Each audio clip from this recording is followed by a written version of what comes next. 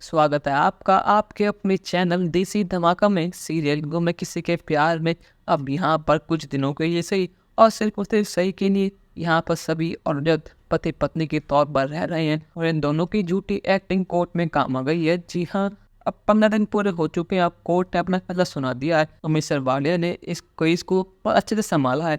उन्होंने हर्ष ट्रैफिक सच्चाई सबके सामने ला दी है, वो भी कोर्ट में।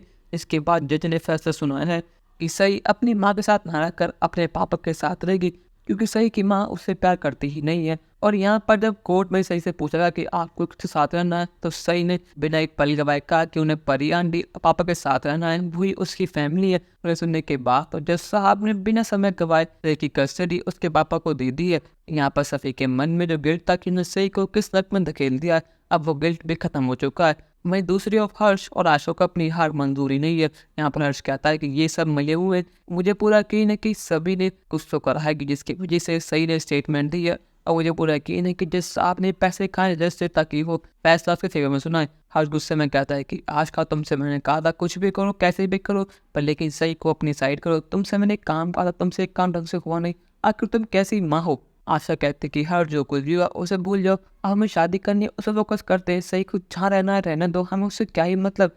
हर्ष कहता है कि शादी के बाद तुम भूल जाओ, अब तुम मेरे साथ मेरे घर में एक पल भी नहीं रहोगी। मैं तुम्हें अभी के भी और इसके बाद अपने घर से निकालता हूँ, क्योंकि मैं तुमसे कहा था चाहे कुछ भी हो जाए कैसे भी करो, पर लेकिन मुझे रजत को पूरी तरह बर्बाद करना है। आज सिर्फ तुम्हारी वजह से वो ठग कर आज जीत चुका है, अब वो कुछ भी करेगा पर लेकिन मेरी कंपनी को बर्बाद कर देगा। यहाँ पर मिस्टर वालिया और ठक्कर फैमिली बहुत ज़्यादा खुश है। रजत अपनी बेटी को देखकर बहुत जल्द इमोशनल हो जाता है। वो कहता है कि सभी आज तुमने जो करा है मैं उसके लिए बहुत तुम्हारा एहसानमंद हूँ। आज तुम्हारी वजह से मेरी बेटी मुझे वापस मिल गई, इस बात का मैं तुम्हारा हमेशा एहसानमंद रहूँगा।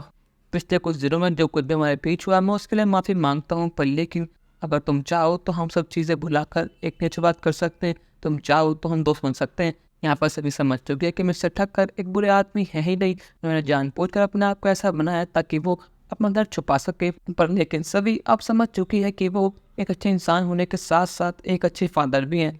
तो इसलिए यहाँ पर सभी उन्हें हाँ कर देती है। वो कहते हैं मिस्टर ठक्कर मैं आपके दोस्त बनूंगी सिर्फ उससे सही के लिए।